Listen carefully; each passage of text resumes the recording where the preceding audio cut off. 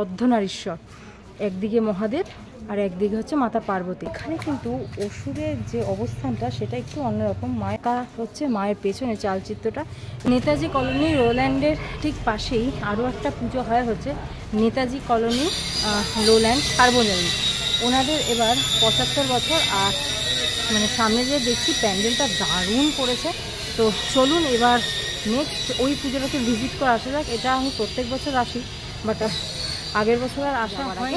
আমি হলাম রেশমা আর আপনারা দেখছেন আমার channel tech time with Reshma. তাহলে চলুন, নেক্সট পুজো হচ্ছে নেতাজি কলোনি সার্বজনীন দুর্গা উৎসব 75 বছরে।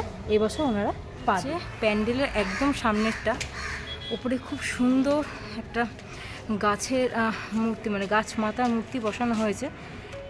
দুর্দান্ত লাগছে। আসলে এখানে প্রকৃতিটাকে বেশি করে তুলে ধরা হয়েছে। চলুন তাহলে ভেতর দিকে যাই। ভেতর দিকটা কিন্তু খুব সুন্দর।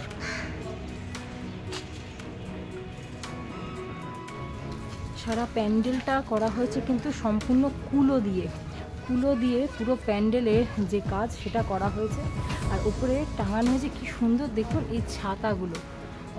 প্যান্ডেলের উপরে যে ডেকোরেশনটা সেটা কিন্তু সম্পূর্ণ করা হয়েছে ছাতা দিয়ে।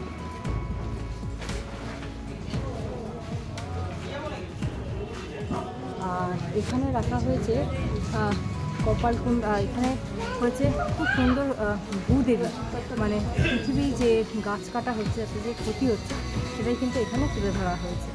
আর এখানে রাখা হয়েছে এক কাপালিকের মূর্তি, এখানে হচ্ছে মা কালীর মূর্তি, এখানে হচ্ছে লক্ষ্মী। পরপর প্রচুর কাপালিকের মূর্তি আর বিভিন্ন দেবদেবীর মূর্তি কিন্তু এখানে রাখা হয়েছে। আর একদম সামনে মানে মায়ের মূর্তি দর্শন করার আগেই এই যে গাছ দেবী, মানে যার গাছ দেবী না সরি এটা ভুল বললাম, অর্ধনারীশ্বর, একদিকে মহাদেব আর একদিকে হচ্ছে মাতা পার্বতী। এই মেন যে মায়ের মূর্তি সেটাকে আগে দেখার আগেই প্রথমে আছে অর্ধনারীশ্বরের মূর্তি। অপূর্ব কিন্তু করেছে এই অর্ধনারীশ্বরের মূর্তিটা। বোঝা যাচ্ছে প্রকৃতি কিন্তু নারী এবং পুরুষ উভয়কে নিয়েই তৈরি।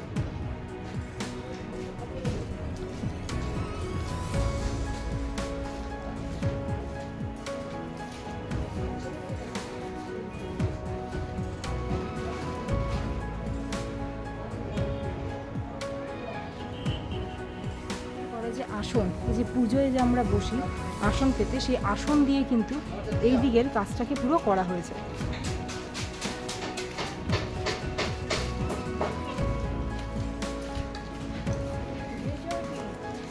আর এখানে খুব সুন্দর এই সাদার মধ্যে লাল কাপড় দিয়ে এই জায়গাটা করা হয়েছে। আর এখানেও কিন্তু আছে প্রচুর কাপালিকের মূর্তি আর বিভিন্ন দেবদেবীর মূর্তি। সবাই সাধনায় ব্যস্ত বেসিক্যালি। আর এত সুন্দর লাগছে এই যে মায়ের পেছনে যে চালচিত্রটা, এটা কিন্তু যেটাই হোক, যে পাতাই হোক, সেই পাতা হচ্ছে মায়ের পেছনে চালচিত্রটা।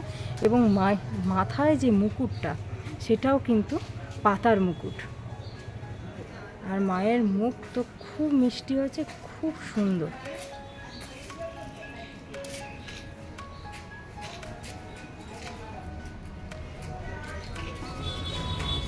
আর এখানে কিন্তু অসুরের যে অবস্থানটা সেটা একটু অন্যরকম। মায়ের পায়ের নিচে ঠিকই, কিন্তু অসুর একদম এইভাবে মায়ের চোখের দিকে চোখ রেখে আছে।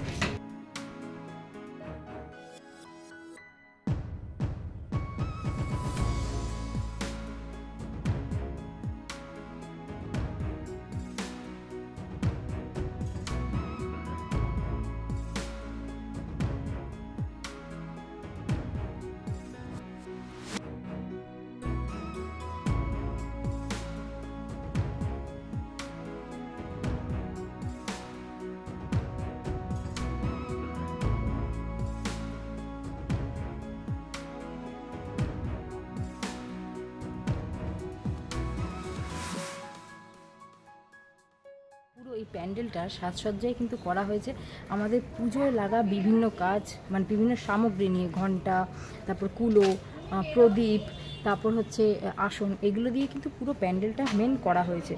আর তো বিভিন্ন রকমের মূর্তি আছে, ঠাকুরের মূর্তি, কাপালিক যারা সাধনা করছে মায়ের, সেই সমস্ত কিছু নিয়ে প্যান্ডেলটা কিন্তু এক কথা দুর্দান্ত। আর বিশেষত মায়ের মুখ অসাধারণ। আরেকটা এটা ভালো লাগলো যে প্রকৃতি যে অর্ধনারীশ্বরকে নিয়ে, মানে নারী এবং পুরুষ দুজনকে নিয়ে, সেটা কিন্তু একদম প্রথমে এটাকে রিপ্রেজেন্ট করা হয়েছে। তো এক কথায় প্যান্ডেলের কনসেপ্টটা ভীষণ ভালো। আমার তো প্যান্ডেলটা খুব ভালো লাগলো। আপনাকে আরেকবার বলে দিই, প্যান্ডেলটা হচ্ছে নেতাজি কলোনি সার্বজনীন দুর্গা উৎসব। লোল্যান্ড থেকে একদম বেরিয়ে একটুখানি আগালেই কিন্তু এই পুজোটা। বাইরে গেটটা খুব সুন্দর করা আছে, তো আপনাদের বুঝতে অসুবিধা হবে না। তাই একবার লোল্যান্ডে আসলে এই পুজোটা কিন্তু অবশ্যই ভিজিট করে যাবেন, নাহলে কিন্তু মিস করবেন। পুজোটা কিন্তু সত্যি খুব সুন্দর পুজো এবং খুব ভালো পুজো। আমি প্রত্যেকবার আসি, আগের বছর আসিনি, কিন্তু এই বছর আবার ভিজিট করতে আসলাম। আমার খুব ভালো লাগলো। আপনাদের কেমন লাগলো এই প্যান্ডেলটা সেটা কিন্তু অবশ্যই কমেন্টসে জানাবেন। আর ভালো লাগবে লাইক শেয়ার সেটা তো অবশ্যই, আর চ্যানেলটাকে সাবস্ক্রাইব করে দেবেন। তাহলে দেখা যাক নর্থ কলকাতার নেক্সট পুজো কোনটা হয়। আপাতত এই পুজোয় এই ব্লগটাকে শেষ করছি। সঙ্গে রাখো টেক টাইমের রেশমাকে। চলুন তাহলে নেক্সট প্যান্ডেল ভিজিটে।